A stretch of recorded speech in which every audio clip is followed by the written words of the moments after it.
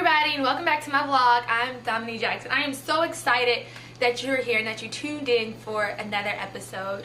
And so just to say this again, the purpose of my blog is just to be an extension of myself, an extension of my website. I'm just so grateful that the Lord has just blessed me with this website and that He has been. But thank you so much for just up until this point, for just staying with me and just knowing that I'm really appreciative, and I really hope that it has inspired you and encouraged you and just motivated you to just keep on living for God and to just not let that fire burn out, and just to always just, you know, stay true and committed to what He has called you to do, because it's so worth it.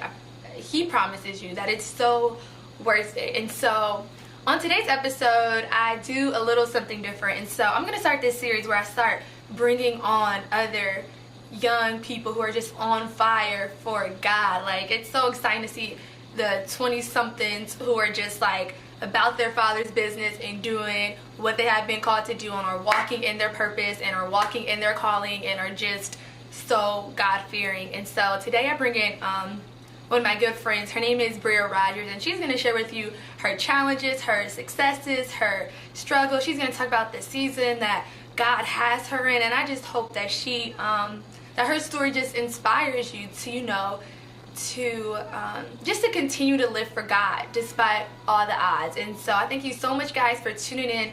Once again, I'm Dominique Jackson, and I really hope you enjoyed today's episode. Thanks for watching. I'm Bria Rogers. I go to Columbia College Chicago. I'm majoring in public relations, and today I would like to share with you guys my walk with God.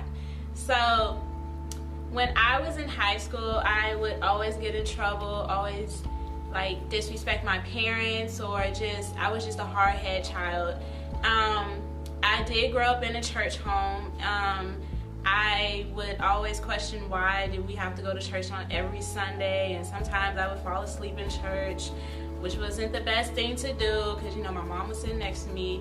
But anyway, so basically going through that time, I grew out of that because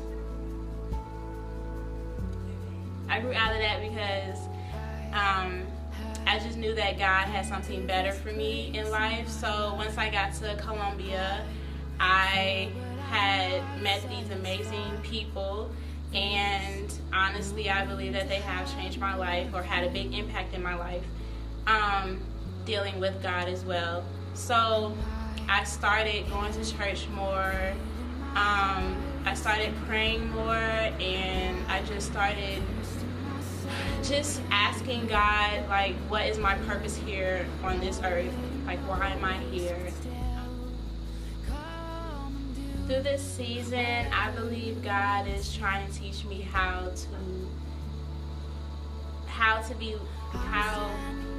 just teaching me that it is okay to be lonely, that it's okay to be by yourself, and you don't need a guy to rely on, because that's what I've been doing in the past, always relying on a guy, because I don't know how to be lonely. I don't know how to just be still and just talk to God. And so I believe through this season He's teaching me how to be by myself, and that it's okay, and that I should always come to Him first no matter what.